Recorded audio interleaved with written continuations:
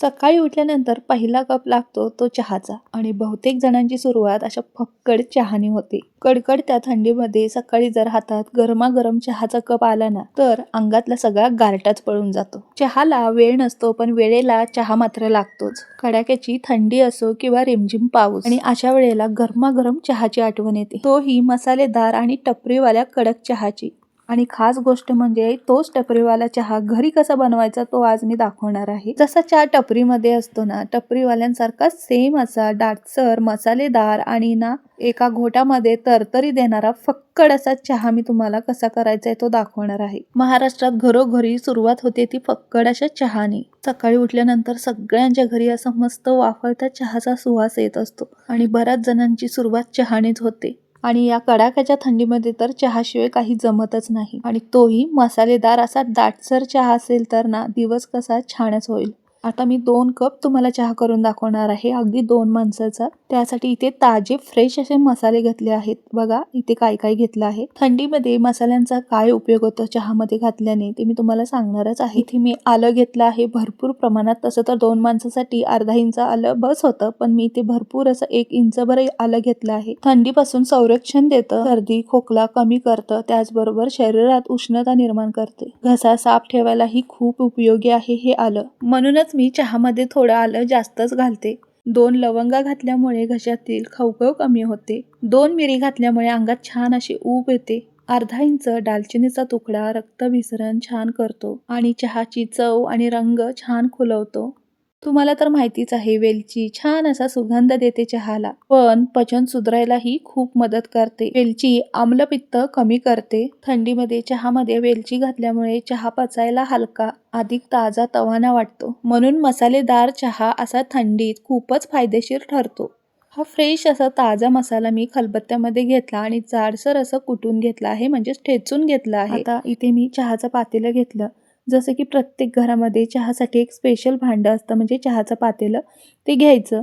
आणि आता इथे मी 1 कपभर फक्त पाणी घालणार आहे. 2 माणसाच्या चहासाठी 1 कपभर पाणी बस होतंय. जर याच्यापेक्षा जास्त घालायचं असलं तर थोडंसं अर्धा कप तुम्ही घालू शकता, म्हणजे 1.5 कप. 1 कप मी घेतलेला आहे पाण्याचा. एका कपातच 2 कप चहा कसा करायचा तो मी तुम्हाला दाखवणार आहे. जर तुम्हाला जास्त वाढवायचा असेल तर तुम्ही वाढवू शकता, पण इथे आपल्याला 2 माणसाचाच चहा करायचा आहे त्यासाठी मी 1 कप पाणी घेतलेलं आहे. आणि थोडं गरम झाल्यावर आपण ठेचून घेतलेला फ्रेश असा हा मसाला यामध्ये टाकायचा.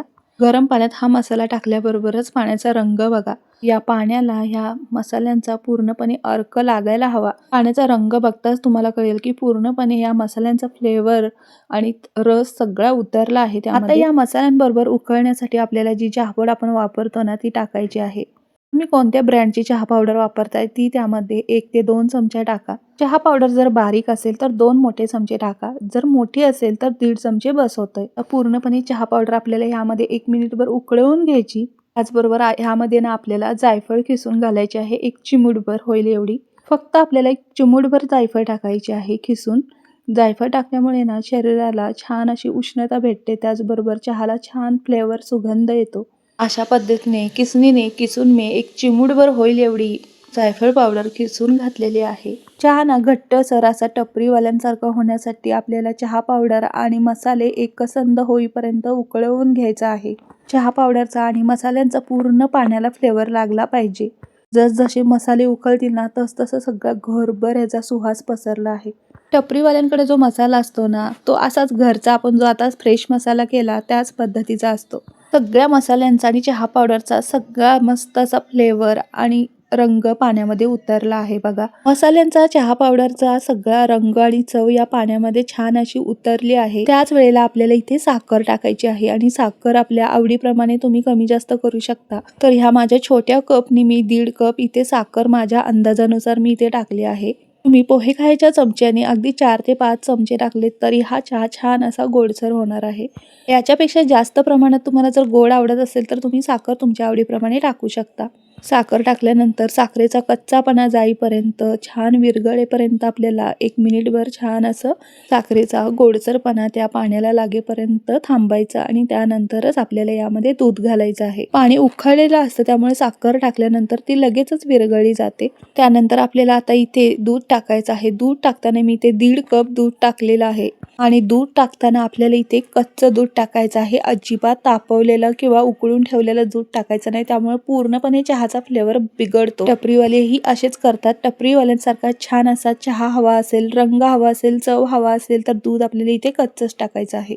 कच्चं दूध टाकलं ना की चहामध्ये छान मिक्स होतो. चहा बरोबर चांगलं उकळलंही जातं. आधी जर तुम्ही उकळून टाकलेलं दूध टाकलं ना की पूर्णपणे चहा पानसट असा लागतो. कच्चं दूध टाकल्यानंतर एक छान रंग, फ्लेवर येतो. तुम्ही एकदा नक्की अशा पद्धतीने ट्राय करून बघा.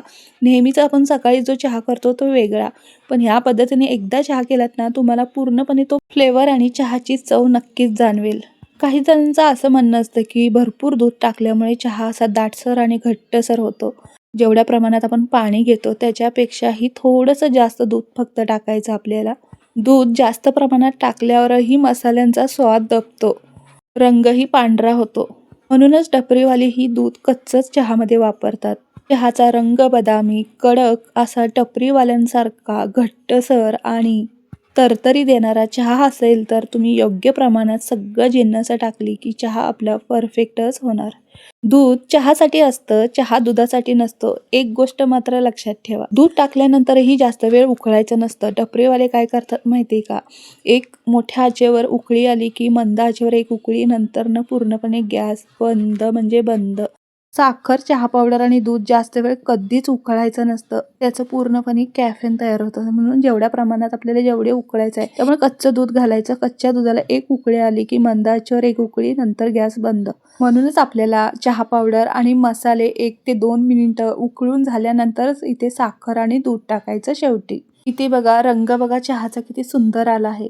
आणि सुरुवातीला तुम्हाला हे देखील मी सांगितलं, फक्त 2 माणसासाठी 1 कप पाणी पुरेसं आहे. बघू शकता बरोबर 2 कप आपला चहा तयार झाला आहे.